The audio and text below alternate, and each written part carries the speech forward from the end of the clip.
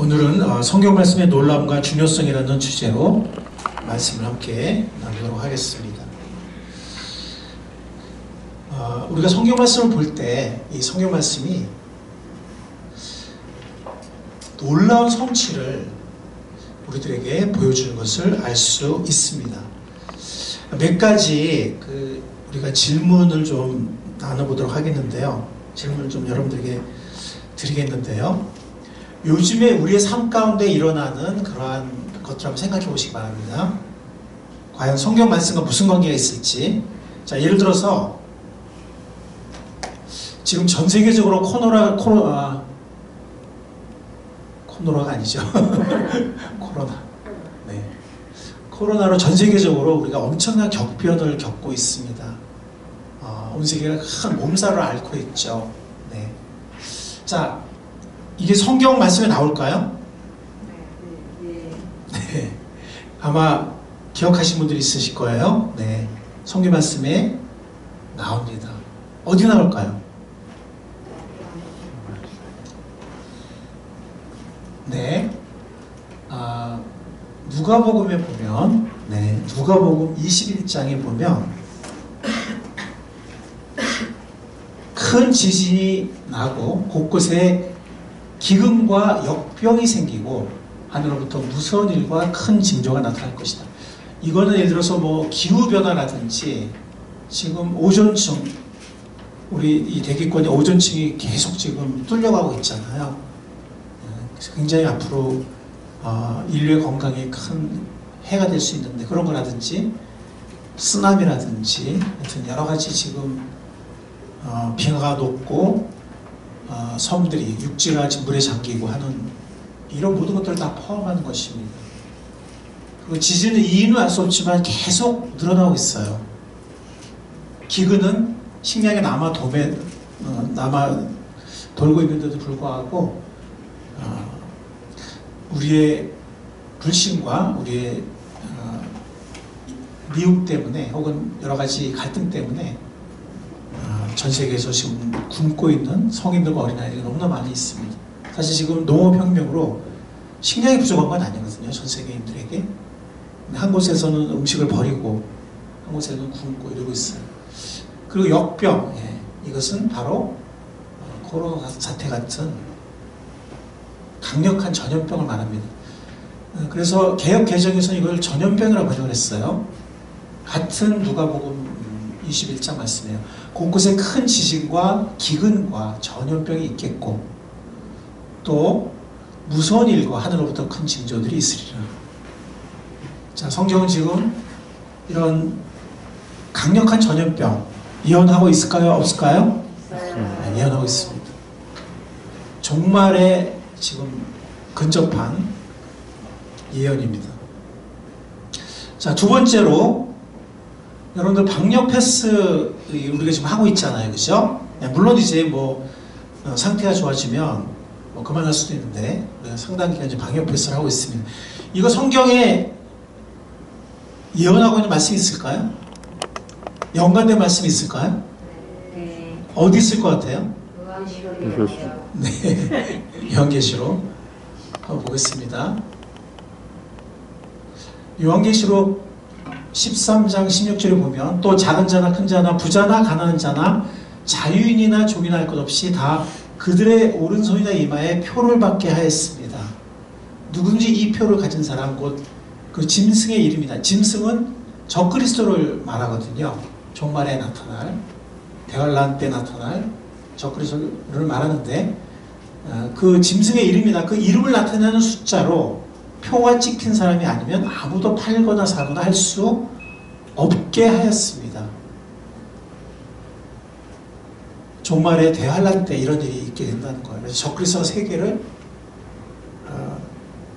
통제할 수 있고 통치할 수 있게 이렇게 시스템이 된다는 거예요. 그래서 아무도 짐승을 따르지 않으면 적그리스도를 추종하지 않으면 먹을 수도 없고 살 수도 없고 할 수도 없고 이렇게 하게 할 거라는 거죠.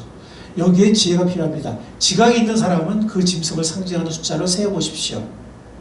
그 수는 어떤 사람을 가리키는데 어떤 사람을 가리킨다고 이렇게 얘기를 했어요. 근데 개역개정에는 사람의 수다 이렇게 번역을 했는데 둘 다 번역이 가능해요. 사람의 수다 이렇게 번역할 수도 있고 어떤 사람을 가리키는 수다 이렇게 번역할 수도 있습니다. 그 수는 666이다 이렇게 얘기했습니다. 사실 666을 뭐 컴퓨터를 뭐 이렇게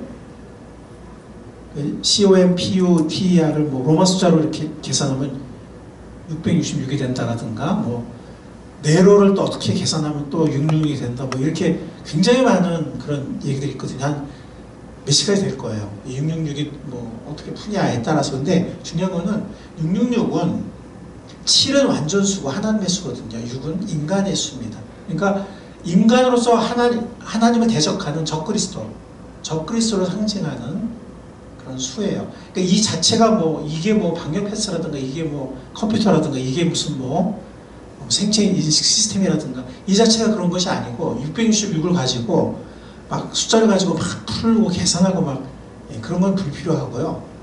이거는 하나님을 대적하는 인간의 숫자, 적그리스도에 상징하는 그런 상징적인 숫자고요. 중요한 거는 적그리스도의 전 세계적인 통제가 이루어진다는 거예요. 근데 이것은 사실은 옛날에는 과연 이게 가능할까? 이게 어떻게 될 수 있겠지? 한 나라를 다스리면 몰라도 어떻게 전 세계를 할 수 있냐?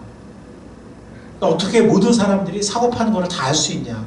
옛날에는 그렇게 생각했거든요. 지금 가능할까요? 안 가능할까요? 예, 지금 가능합니다. 자, 우리 방역 패스죠. 지금 상점에 들어갈 때 이렇게 QR코드를 해야 되는. 여기도 지금 보면은 대형 마트인데 아침에 직원들이 인사할 때 보면 곳곳에 뭐가 있어요. 지금 예, 방역 패스 QR 체크하는 이렇게 또 하고 들어가는. 지금 여기도 마트에 보면 이렇게 찍고 있고 이렇게 또 게시가 되어 있죠. 이 방역 패스는 대환란기의 적그리스도의 통제 혹은 핍박의 예행 연습일까요? 네. 그렇다는 생각이 듭니다. 물론 방역 패스 자체가 뭐 666이다 그런 얘기가 아니고 아까 제가 말씀드린 것처럼 666을 어디다 자꾸 이렇게 연결하는 것보다는 그거는 하나님을 대적하는 교만한 인간의 숫자라고 했죠. 적그리스도의 숫자라고 했죠. 그러니까 중요한 건 뭐냐면은 그런 통제와 핍박이 이루어진다는 거예요. 감시도 이루어지고. 사실 이거는 옛날에 문학가들이 뭐 동물농장이라든가 뭐 또 여러 가지 소설을 통해서 뭐 빅브라더라든가 같은 옛날에 이렇게 또 이렇게 그런 것이 일어날 수 있다라는 거를 소설로 이렇게 또 쓴 몇 사람이 있기도 한데 이것이 나중에 이루어질 수 있는 기술적인 모든 것들이 실제로 가능하다는 것을 우리가 체험하고 있고 또 하나 뭐냐면 사람들의 그 마음이에요. 처음에는 이런 것에서 거부감이 있다가도 이렇게 해서 우리가 경험했잖아요. 그죠? 그러니까 나중에 대환란기에 다시 이런 걸 할 때는 우리가 더 쉽게 받아들일 수 있어요. 왜냐하면 한번 겪었거든. 여러분들 무슨 말인지 이해 가시죠? 네. 예. 사람이 처음에 하는 거는 굉장히 좀 거부감이 있어요. 이게 뭐지 이거? 불편하고 막 이런 거 왜 하라고 그래? 막 이런데 어떤 이제는 뭐 건강을 위해서 물론 적그리스도 때도 무슨 그럴듯한 이유를 내세울 거예요. 자 이러니까 다 이렇게 해라.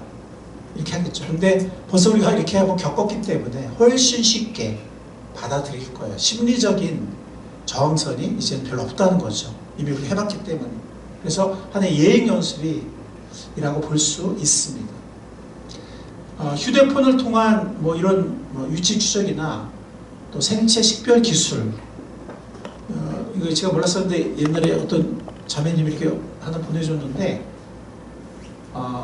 우리나라 이 생체 식별 기술을 법안에 올리려고 했다가 아마 안 된 것 같은데 이게 나라마다 지금 미국의 주마다 이게 채택된 주도 있고 그러거든요.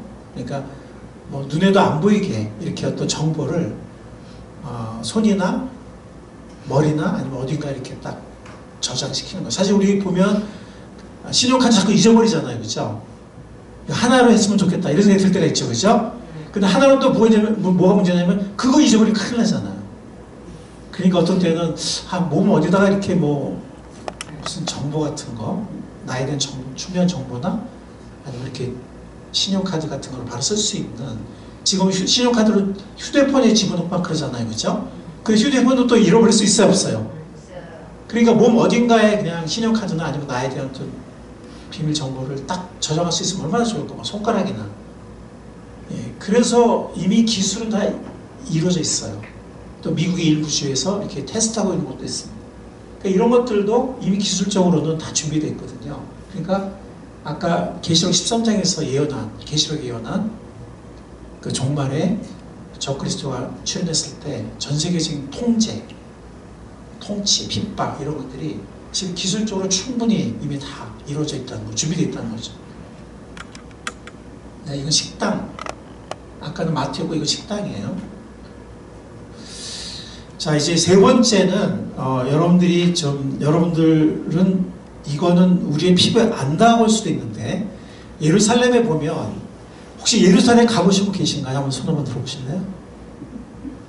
네, 있긴 있는데 소수네요.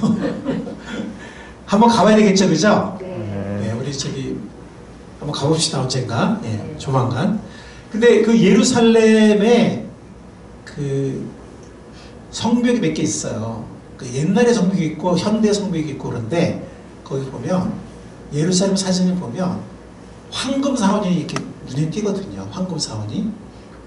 그거는 옛날에 성전산이에요. 성전. 그래서 이거를 템플 마운트라고 그래요. 옛날에 성전이 있었던 마운트, 그 작은 산.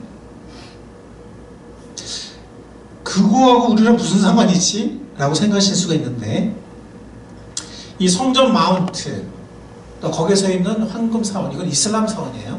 현재적으로는. 미래의 대환란 혹은 세계대전과 연관이 있을까? 자, 한번 보겠습니다. 여러분도 관심 가지셔야 돼요. 왜냐면 세계대전 그러면 이거는 우리도 관련이 되는 거잖아요. 그죠? 대환란도 마찬가지고. 물론 이제 구원받은 사람들은 대환란에 들어가지 않겠지만, 그러나 어쨌든 우리가 알아야죠. 자, 2017년 7월 21일 AP통신 기사, 이것을 한국 언론이 인용 보도를 했는데요. 그건 뭐냐면, 이 성전 마운트에서 이스라엘 군대와 팔레스타인이 충돌한 그 기사입니다. 제가 좀 이따 읽어드리겠는데, 결론적으로 뭐냐면 제3성전이 있어야 적그리스도의 성전 모두, 나중에 이제 7년 대환란 중간쯤에 이 적그리스도가 성전에 서서 성전을 모독하게 되거든요. 근데 지금 성전이 없어요. 유대인의 성전이 없어. 모독할 수 없죠. 그죠? 그러니까 이 성전이 세워져야 적그리스도가 그 성전에서 자기를 하나님이라고 칭하고 성전을 모독하는 사건이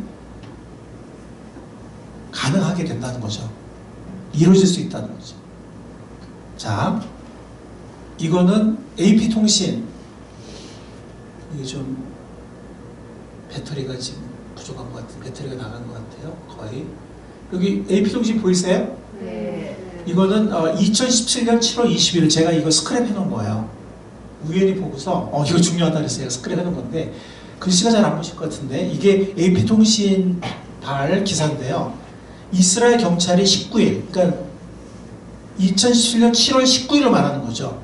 보도는 21일인데, 현지 시간 동예루살렘 템플 마운트에서 팔레스타인 시위대를 진압하고 있다. 시위대는 이스라엘 당국이 동예루살렘 구시가지 템플 마운트 입구에 금속 탐지기를 설치한 것을 반발해서 시위를 벌였다. 그러니까 사실 여기 이슬람 사원이 있었는데 유대인의 사원이 아니거든요. 그러니까 그전에는 이 아랍 사람들이 자유롭게 출입을 했는데, 어느 날 갑자기 이스라엘 군인이 거기에 바리케이드 설치하고 문을 만들고 금속 탐지기를 설치해서 50세가 넘은 사람만, 그것도 이스라엘 군대 허락을 받은 사람만 그 이슬람 사원에 들어갈 수 있도록 통제를 한 거예요.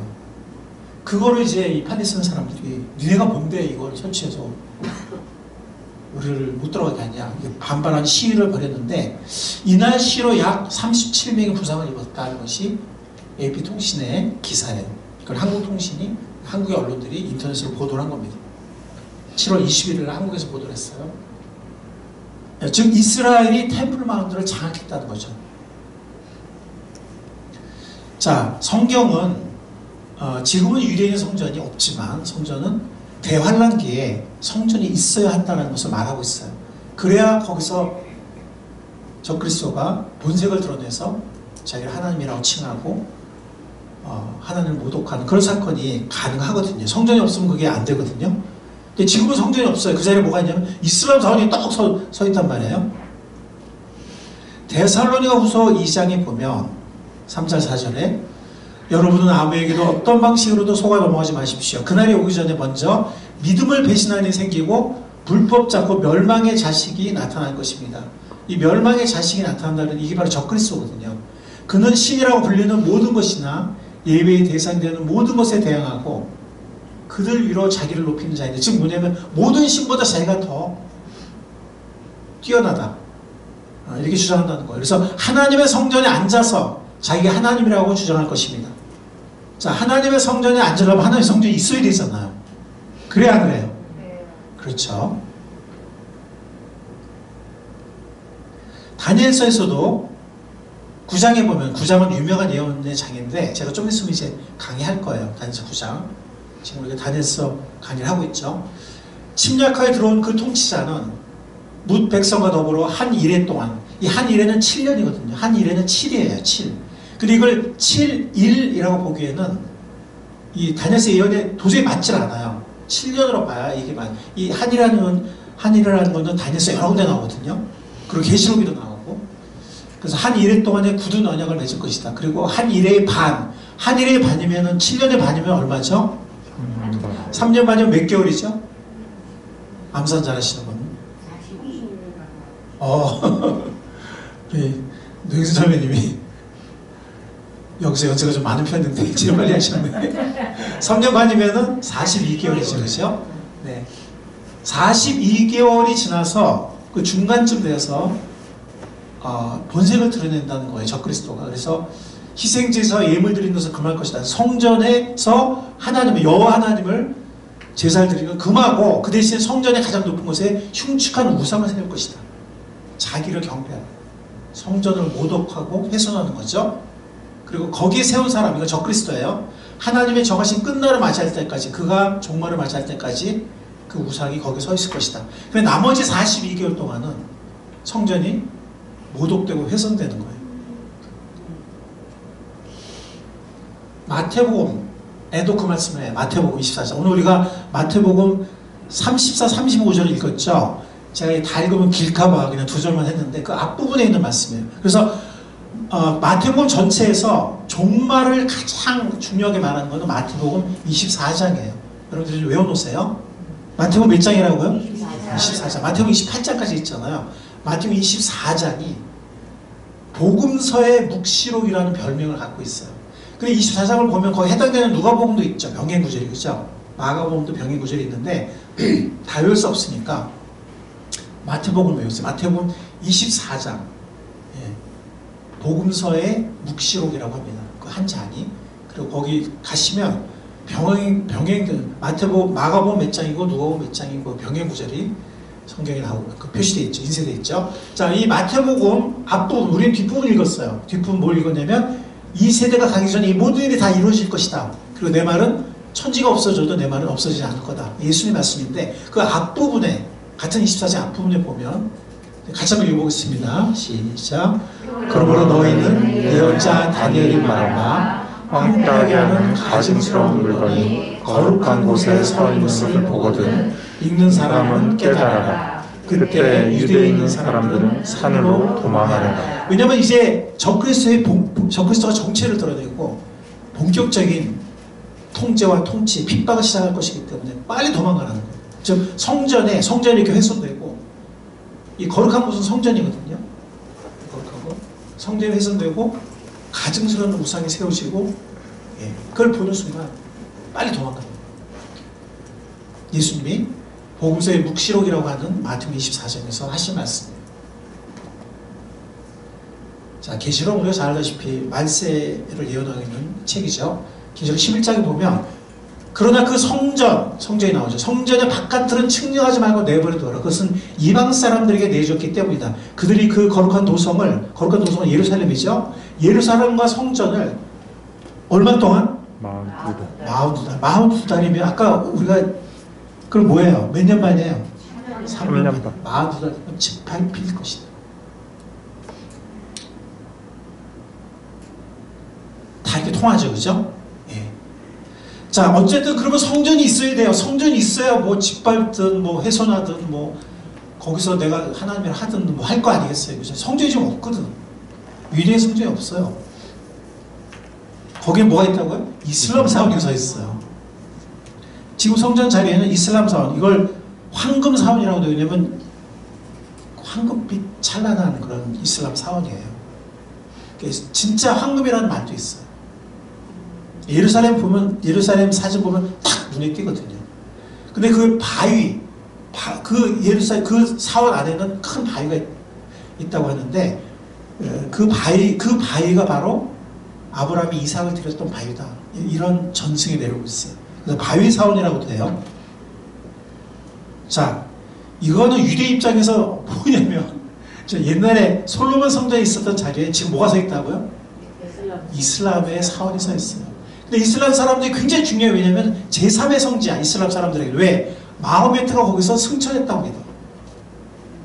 메카에서 태어나고 메디나에서 그가 권력을 얻어서 이제 반격을 시작했고, 그리고 이 예루살렘에서 승천했다고 믿거든요. 제3의 성지예요. 포기할 수 있을까요, 없을까요? 이슬람 사람들은 포기할 수 없어요. 그러니까 이스라엘 사람들은 그런데, 그리고 이제 2000년이 지나가 유대인들이 내 땅이야 그래가지고 와서 지금 들어온 거잖아요, 그죠? 근데 이스라엘 사람들은 황당하죠. 우리가 오랫동안 살아왔는데 갑자기 뭐 2000년에 있는 사람들이 찾아와서 내 땅이라고 내놓으라 막 이런 형국인데, 자, 아랍 사람들, 회교도 사람들 볼 때는 그렇지만 유대인들 볼 때는 약속의 땅이고 수도, 성전이 있었던 자리, 아브라함이 이삭을 바쳤던 자리, 성전이 있었던 자리에 이슬람 사원이 서 있는 건 무슨 얘기예요? 그들 입장에서, 유대 입장에서는 지금 한국의 청와대를 허물고 중국이나 일본인이 자기들의 총독부를 거기 뜩 세워놓은 그런 것을 보면 우리가 얼마나 피가 끓겠어요, 그렇죠? 청와대 다 헐고 만약에 일본 사람이나 중국 사람이 거기다 자기들 총독부 딱 세워놨다 그러면 우리 얼마나 피가 끓겠어요, 한국 사람. 그런 심정일 거라는 거죠.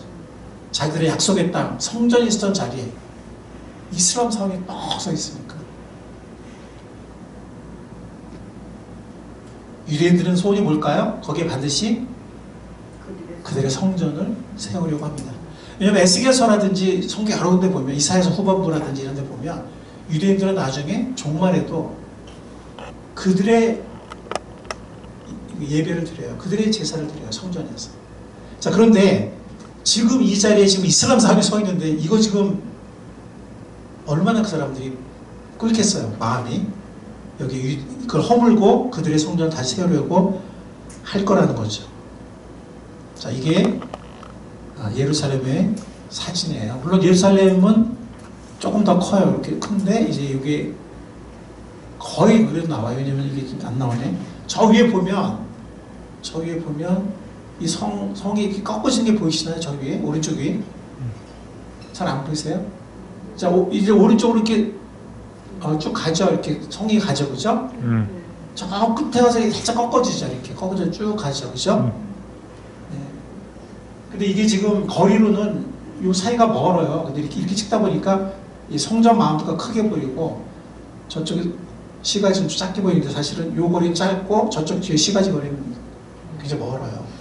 그래서 이게 앞뒤로는, 그러니까 이게 지금 오른쪽이 동이고 밑에 남이고 왼쪽에 서고 위가 북이에요. 그러니까 이 동서남북이 딱 이렇게 제수를 찍은 거예요. 네.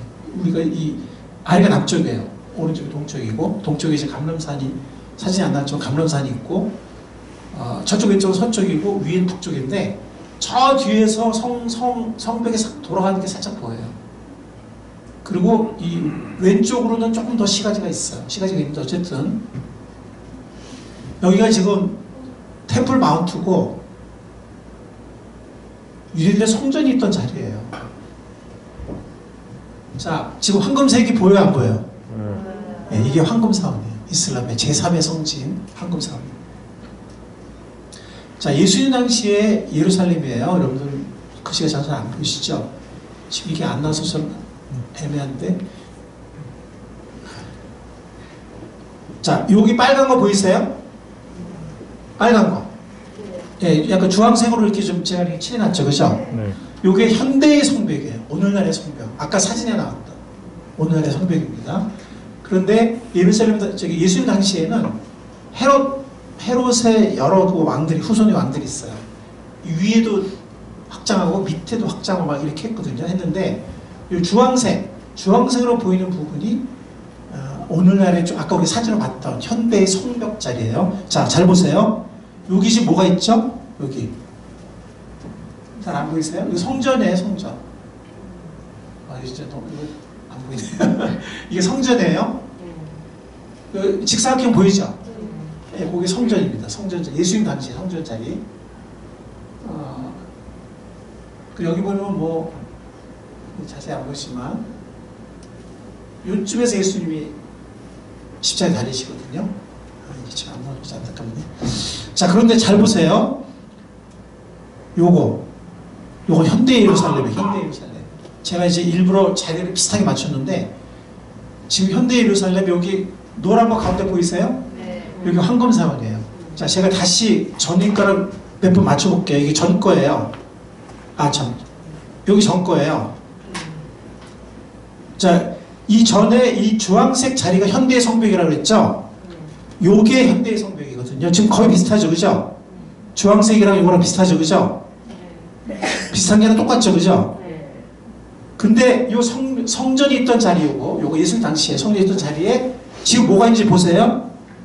뭐가 있어요? 노란 거 보이세요? 황금사원이 정확히 성전 자리에 서 있죠. 확인하셨어요?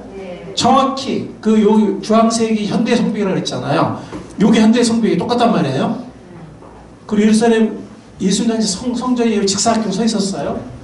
지금 그 자리에 지금 뭐가 서 있어요? 이슬람 황금사원이 서 있어요. 정확히 그 자리에.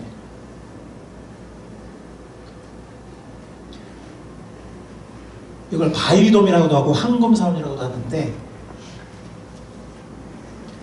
자, 요거는 조금 더 확대한 거예요. 이 바위돔. 그 다음에 이 뒤로 이렇게 성벽이 돌아가는 거, 이렇게. 물론 저 뒤는 사실은 거리가 좀 더 멀다 그랬죠. 자, 요게 사진이에요. 요게. 제가 얼추 맞추려 제가 노력을 했는데, 요 노란 거 바위돔 보이죠? 그죠? 예. 그리고 이게 현대의 사진이에요. 그래서 이 템플 마운트, 성전, 그 작은 산이죠. 성전 언덕, 템플 마운트에 지금 정확한 그 성전 자리에 유대인의, 이슬람의 황금사원이 서 있다는 거죠. 그러니까 유대인들의 마음이 어떻겠어요? 유대인의 마음. 근데 여러분들 유대인들은 보통 민족이 아니죠. 여러분 그걸 알고 계시죠? 예, 보통 민족이 아니에요. 그들의 어떤 지금 4차례 큰 전쟁만 4차례 전쟁이 있었는데 한 번도 지지 않았어요. 그리고 그들이 이긴 거 보면은 어떤 데 기습받아가지고 뭐 안식일날 유대인의 그 종교적 축제 때 쳐들어오기도 했어요. 아랍 군대들이. 뭐 어떤 데 기습을 받기도 하고. 사실 경상도 땅만한 땅이에요. 작은 땅이에요. 아랍 민족이 내덕이죠. 오일 달러 뭐 엄청나요. 무기 엄청나요. 열몇 나라예요. 러시아가 지어내요. 그 경상도만한 땅, 쬐끄만 땅인데 그 기습을 해도 그걸 못 이겨요. 작은 전쟁까지 하면 뭐 6, 7차례 했고 큰 전쟁만 지금 4번을 했는데 한 번도 못 이겼어요. 지금도 이스라엘의 정보력이라든지 그들의 어떤 그런 특수부대의 어떤 그런 능력이라든지 이런 것들 보면 대단하거든요. 자,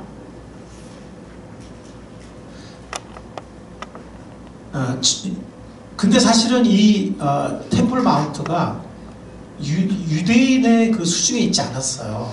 그런데 1967년에 3차 중동 전쟁이죠. 6일 전쟁이라고 그래요. 6일 만에 끝나가지고 이스라엘이 6일 만에 압도적으로 이겨버렸죠. 근데 이 3차 중동 전쟁인데요. 그때 이스라엘의 예루살렘의 구시가지, 그 템플 마운트가 있는 구시가지가 이스라엘의 수중에 들어오면서, 구시가지가 들어오면서 구시가지에 있는 성전산 템플 마운트 영역이 이스라엘 영토로 편입되었어요. 언제요? 몇 년도? 67년. 1967년. 3차 중동 전쟁 때 그 템플 마운트가 있는 이스라엘의 구시가지가 이스라엘 수중에 들어왔다는 거예요. 그전에는 아랍 영역이었어요. 그리고 아까 제가 기사 보여드렸죠? 그 2017년이에요. 몇 년 전이에요? 한 4년만 전이에요. 4년만 전에 이 황금사원 구역의 통제권이 아까 제가 AP통신 사진이랑 제가 보여드렸잖아요. 2017년 7월 21일 이스라엘 군대로 넘어가서 이스라엘 군인들의 허락이 없이는 무슬림들이 들어오지 못하게 됐어요. 금속 탐지기를 설치하고 50세 이하는 못 들어오게 하고 50세 이상도 허락한 사람이에요. 그래서 그전에는 오히려 이게 무슬림 사원이기 때문에 유대인들이 거기 함부로 못 들어가고 오히려 무슬림들이 자유롭게 출입을 했는데 이 거꾸로 된 거예요. 왜냐면 이스라엘 군대가 이제 통제권을 딱 확보를 한 거죠. 그리고 지금까지도 통제를 하고 있어요. 근데 제가 시간 관계상 다 읽어드릴 수가 없는데 이 템플 마운트 통제권 확보한 거 가지고 지금 아랍 세계에서 엄청난 비난을 하거든요. 터키 대통령, 레바논 대통령, 이집트 외무부 계속 통제를 하거든요. 그러면서 알 아크사 사원, 이거를 이제 아랍어로는 알 아크사 사원이라고 하는데 이 황금 사원을 있는 템플 마운트에는 무슬림 성지와 유대인 성전이 모여있어 양측 모두에게 성스러운 장소로 꼽힌다. 무슬림 국가 및 지도자들은 이를 두고 이스라엘이 템플 마운트에 대한 통제 권한을 확대하려는 조치라고 반발하고 있다. 이스라엘은 3,000여 명의 병력을 배치하고 50세 이하 무슬림 남성의 입장을 금지했다. 미국과 유럽연합은 이번 사태를 두고 우려를 표하고 있다. 미국은 성명을 발표해 템플 마운트를 둘러싼 긴장이 매우 우려하고 있다며 이스라엘의 긴장 완화와 공공안전 보장, 평화 유지를 위한 노력을 촉구했다 EU, 유럽연합이죠. 역시 모든 정치 지도자들과 종교 지도자들이 책임감 있게 행동하고 진정 회복을 위해 노력할 것을 촉구한다. 이렇게 밝혔고요. 무슬림 커뮤니티는 금요 예배에서 모든 전 세계의 무슬림들이 금요 예배에서 분노의 날로 만들 것을 촉구한다. 이렇게 곳곳에서 성명을 발표하고 비난하고 이렇게 했는데, 아니 거기다 뭐 사실 그 전에 테러가 발생했거든요. 테러가 발생하니까 이스라엘 군대는 이게 구실이 좋은 거예요. 아무런 것도 없이 그냥 하면은 국제사회 비난이 크니까. 마침 그 템플 마운트에서 테러가 벌어졌어요. 그러니까 옳다구나 하고서 그냥 탁 통제를 하고 다 설치하고 이렇게 통제권을 딱 확보하고 지금까지 그러고 있어요. 뭐라고 비난하든 말든 개치도 않아요. 지금까지 계속 이스라엘 군대가. 그래서 요즘에 보면 최근에 제가 인터넷 그 블로그 같은 거 보니까 여기 갔던 템플마다 방문했던 사람들이 이스라엘 군대한테 이렇게 허락받고 이렇게 입구를 통과하는 그 얘기를 하더라고요. 사진도 찍고. 아직도 그러거든요. 아까 제가 말씀드렸던 이 템플 마운트 출입구 모든 통제권을 확보한 이스라엘 군대가 그 사건이죠. 그리고 이건 제가 Footsteps of Messiah라는 책에서 인용한, 제가 읽다가 발견한 건데, 이 저자가 이제 유대인 학자예요. 유대인 박사인데, 예루살렘 구시가지에, 예루살렘 구시가지는 4가지 구역이 있어요. 유대인 구역이 있고, 이슬람 구역이 있고, 기독교 구역이 있고, 아르메니아 구역이 있는데, 이거 뭐 예루살렘 방문했던 분들은 아실 거예요. 그 유대인 구역의 한 그룹이 다음 성전을 위한 비품들과 가구들을 준비하고 있다는 거예요. 근데 이게 벌써 2004년도에 쓰여진 책이니까 뭐 다 완비해놨겠죠. 요즘에는 뭐 조립식으로 하면은 건축물 금방 짓는 거 여러분들 아시죠? 그 유대인들 얼마나 똑똑해요. 비밀 유지에 철저한 사람들 이미 다 준비해놨을 거예요. 그래서 유사시 이미 통제권 확보해놨으니까. 근데 이거 함부로 건드리면 어떻게 될까요? 그래서 이스라엘은 중동을 세계의 화약고라고 부르는 거예요. 그리고 아랍 뒤에는 러시아가 있거든. 미국 뒤에, 정말 이스라엘 뒤에 누가 있어요? 미국이 있어요. 미국, 영국이 있어요. 이 사원을 잘못 건드리면 이거 제3의 성지인데, 그죠? 가만히 있겠어요? 근데 지금 유대인들 보면 지금 자기들의 심장부에 성전 자리에 지금 떡하니 이슬람 사원이 서 있는 거거든요. 예, 그리고 이제 이 책에 보니까 2000년간의 방황 때문에 더 이상 그 유대인들이 자기가 무슨 계파인지를 모른대요. 근데 유대인인지 아닌지 판별법은 분명히 있어요. 그래서 흑인이나 황인 정도 유대인들이 있어요. 우리가 모르는 그들만의 판별법이 있는데 계파는 모른대. 무슨 12지파 중에 어떤 지파인지 그거는 2000년이 지났고 뭐 전 세계 막 혼합 결혼이 이루어졌고 뭐 전 세계를 방황하다 보니까 근데 레위만큼은 안 돼요. 레위만큼은 안 돼요. 근데 예루살렘 구시가지의 무슬림 구역에 사는 또 다른 그 유대인 그룹이 아론 자손들, 그러니까 코엔이라는 그 성이 있어요. 코엔이라는, 레바인이라는 성, 레빈슨이라는 성, 다 이게 레이지파예요. 근데 그 코엔이라는 성을 가진 아론 자손들, 그러니까 제사장의 가문이죠. 희생 제사를 드리는 법을 훈련시키고 있다. 2004년도에 그 기록이에요. 성전이 없으면 뭐 이거 훈련시키면 뭐 하겠어? 다 준비하고 있는 거죠. 그럼 언제 제3성전이 세워지느냐? 세워져야 환란기에 저 그리스도가 거기 앉아서 신성모도 하고 자기를 하나님이라고 할 텐데, 이건 예수님의 공중 재림, 이거 언제라도 일어날 수 있는 사건이죠. 이 공중 재림은. 왜냐하면 다 준비되어 있기 때문에.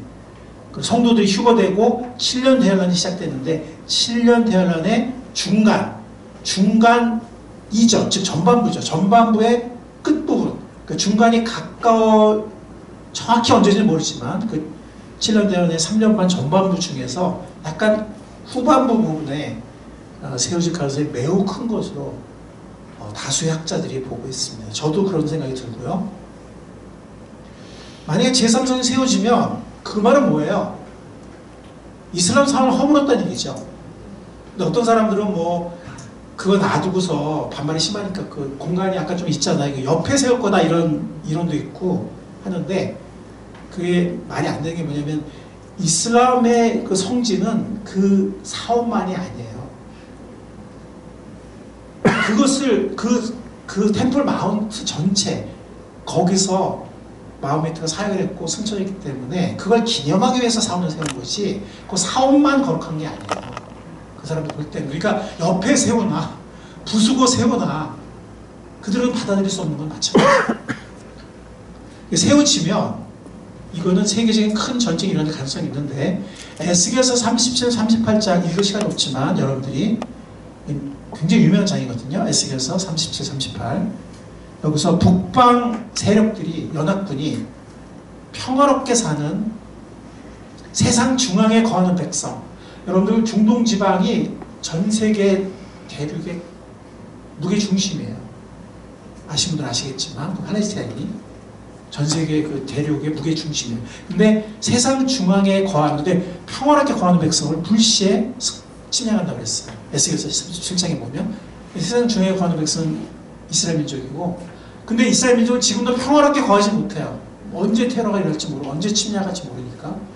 이때는 적그리스도가 거짓 평화를 줘요. 그래서 짧지만 3년간 짧지만 평화롭게 거하는데 그때 북방 세력이 급습을 합니다. 근데 북방 세력은 우리가 알다시피 러시아를 포함해서 아랍의 후원국이잖아요. 그죠? 예. 그러니까 아랍 혼자만으로는 이스라엘 상대 못해요. 이게 작은 나라지만 벌써 여러 번 전쟁했잖아요. 감당 못해요. 러시아가 뭐 대대적인 지원을 하든지 아니면 우리는 참 이해 못하죠. 여기 조그만 나라고 인구도 지금 몇백만, 천만도 안 되거든요. 그리고 땅도 작고 정말 이렇게 중동 국가들이 북한처럼 돈이 없는 것도 아니고 돈도 막 5.1달러 넘치는데 못 이겨요. 지금도 제공권을 이스라엘 완전히 지금 잡고 있어요. 전쟁이 일어나면 지금 비행기 뜨지도 못해. 근데 어쨌든 북방 세력의 후원이 없으면 이게 안 된단 말이에요. 근데 북방 세력이 이스라엘을 침략할 것이 종말에 에스겔 37장에 예언되어 있는데 이게 아마 성전, 제3성전을 건드리는 그것과 연결될 가능성이 굉장히 큽니다. 근데 이 북방 세력이 져요. 그것도 하나님의 어떤 섭리로 져요. 그래서 적그리스도가 여전히 건재하고 이스라엘과 좋은 유대관계를 물론 거짓 평화죠. 유지하다가 이스라엘과 평화의 언약을 맺는다 그래요. 적그리스도가 처음에는. 그러다가 이 7년 내내 중간을 지나서 본색을 드러내죠. 적그리스도가 정체를 드러내고 성전을 모독하고 자신을 숭배하러 가면서 대대적인 통제와 핍박을 시작하는데, 아까 말씀드렸던 몇 구절 인용했었죠. 성전 모독하는 거. 예, 거기에 예언이 되어 있습니다. 자, 지금은 아까 제가 말씀드린 것처럼 제3성전을 세울 수 있는 모든 준비가 다 되어 있어요. 그렇죠? 예루살렘 구시가지도 이제 영토로 넣었고, 그리고 언제 저걸 언제 우리가 수중에 넣나 했는데 테러를 빌미 삼아서 한 4년 반 전에 템플 마운트에 우리가 수중에 넣었고, 이스라엘 군대가 지금 통제하고 있거든요. 그리고 유대인들 이미 다 준비를 해놨을 거란 말이에요. 이 사람들이 성전을 언제든지 신중하게 세울 수 있는. 그러니까 제3성전을 세울 수 있는 준비가 지금 다 되어 있는 상태로 많은 학자들이 보고 있습니다. 그러므로 지금은 언제든 주님의 재림이 일어나서 성도들은 구원받은 사람들은 휴거되고, 그리고 7년 대환으로 들어갈 수 있는 모든 준비가 되어 있다는 거죠. 그러니까 지금이라는 이 시점은 언제든 주님의 재림이 일어나서, 공중재림이죠, 대환란의 전반기로 들어갈 수 있는 그런 시점이라는 겁니다. 즉 이것이 이루어지기 전에 아직 이루어져야 될 일이 있어. 그런 게 없다는 거예요. 다 준비되어 있다. 다 이루어지. 제가 며칠 전에 어떤 기사를 봤는데, 프랑스의 철학자가 굉장히 나이가 많은 사람인데, 노년은 은퇴하고 죽음을 준비하는 기간이 아니라 노년은 시간이 얼마 안 남았기 때문에 더욱더 치열하게 사는 때다, 이렇게 얘기를 했어요. 더욱더 열정적으로 살아야 할 때다, 이런 얘기를 했습니다. 아멘. 아멘. 저는 나이가 들어가다 보니까 그렇게 굉장히 공감이 가더라고요. 근데 시간이 얼마 안 남았기 때문에 정말 치열하게 살아야 되는 때다라고 얘기했는데, 그것이 꼭 노년이라 해서가 아니라 이제 정말 주님의 재림과 또 세상의 마지막 환란과 또 영원한 하나님의 하늘과 새하늘 새 땅이 펼쳐지는 그 전에 이 세상, 이 땅에서 시간이 정말 얼마 안 남았기 때문에, 아멘. 정말 우리가 치열하게 살아야 할 때라는 거죠. 얼마 안 남았기 때문에. 성경은 어떤 책인가? 성경은 신비한 책입니다. 아까 제가 그 성경의 놀라운 예언들의 성취를 말씀드렸잖아요. 그죠? 예, 근데 성경은 기원전 15세기부터 기원후 90년경까지 약 1500년에 걸쳐 기록된 책입니다. 세상에 어떤 종교도, 뭐 4대 종교가 있지만, 유교나 불교나 뭐 이슬람교나 심지어 힌두교도 이렇게 기록된 경전이 없어요. 40명의 기록자들에 의해 3기국으로 기록이 되었습니다. 그 중에 예언자도 있고, 왕도 있고, 군인도 있고, 역사가도 있고, 현인, 시인, 정치가, 목자, 어부, 세무사, 의사, 학자 등 또 많은 장소에서 기록이 됐어요. 시나이 반도, 모압 평야, 가나안, 바벨론, 페르시아, 예루살렘, 팔레스타인, 터키, 그리스와 마케도니아, 로마 등등. 그러니까 이 저자들은 직업도 다르고, 언어도 다르고, 살았던 시대도 다르고, 장소도 다르고, 물론 아는 사람도 일부 있었지만, 동시대 사람들, 또 많은 사람들이 서로 전혀 보지도 못했고. 근데 우리는 이 성경이 놀라운 통일성과 일치, 조화를 이루는 걸 볼 수 있습니다. 마치 한 사람이 쓴 것 같은. 사실 성경이 책 한 권으로 된 게 불과 500년밖에 되지 않아요. 종이의 발명으로. 그전에는 이사야서 큰 한 두루마리, 파피루스나 아니면 양빛이 한 두루마리, 또 예레미야서 한 두루마리, 쿰란에 보면 이사야서 한 두루마리가 이렇게 발견되는, 그 자체가 독립된 이사야서 독립 큰 두루마리. 성경에 다 이렇게 두루마리 따로따로 존재했다는 거예요. 서로의 존재를 모르기도 했어요. 근데 모세율법과 이사야서와 다니엘서와 마태복음과 로마서와 계시록이 놀라운 통해서 한 사람이 쓴 것 같은, 한 분이 쓰셨어요. 아멘. 아멘. 성령님께서 사람들을 감동해서. 아멘. 아멘. 사람들은 그냥 기록한 거예요. 자, 우리 이 말씀 암송하고, 자, 암송하겠습니다. 저기 읽겠습니다. 시작. 모든 성경은 하나님의 영광으로 된 것으로서 교훈과 책망과 바르게 함과 의로 교육하기에 유익합니다. 성경은 하나님의 사람을 유능하게 하고 그에게 온갖 선한 일을 할 수 있게 하는 것입니다. 이 놀라운 성경 말씀 우리가 더 열심히 연구하고 공부하는 우리가 될 수 있기를 바랍니다. 아멘. 세상의 그 어떤 책보다도, 세상의 그 어떤 보물보다도, 세상의 그 어떤 재산보다도 그런 것들은 다 없어질 것이고 불완전하고 사라질 것이지만 세상 천지는 없어져도 없어지지 않는 하나님의 말씀, 예수 그리스도의 말씀, 그리고 1.1일까지도 이루어질 이 말씀을 정말 보물을 찾듯이, 금광을 찾듯이, 은맥을 찾듯이 열심히 읽고 연구하고 배우고 또 열심히 듣고 하나님의 말씀을 사랑하는 하나님의 말씀을 열심히 공부한 평생에 열심히 있는 우리 학생들이, 우리 꿈사랑의 모든 지체들이 다 될 수 있기를 살아계신 우리에게 약속을 주신 주님의 이름으로 간절히 축원합니다. 아멘. 하나님 감사합니다. 오늘 우리에게 당신의 놀라운 말씀을 보여주시고 그리고 당신의 말씀이 얼마나 놀랍고 중요한 것인지 저희에게 말씀해 주셔서 감사합니다. 아멘. 주님, 우리가 어떤 다른 것들을 하면서 많은 시간을 보내는 것이 아니라, 시간을 허비하는 것이 아니라 주님, 당신의 말씀을 펴서 읽고 열심히 듣고 그 말씀을 공부하는, 기회가 주어질 때마다 말씀을 공부하는 지혜롭고 충성된 우리가 될 수 있도록 주님 붙잡아 인도하여 주시옵소서. 아멘. 감사합니다. 말씀을 주시고 영원한 약속을 주신 주님께 감사하며 예수 이름으로 기도했사옵나이다. 아멘.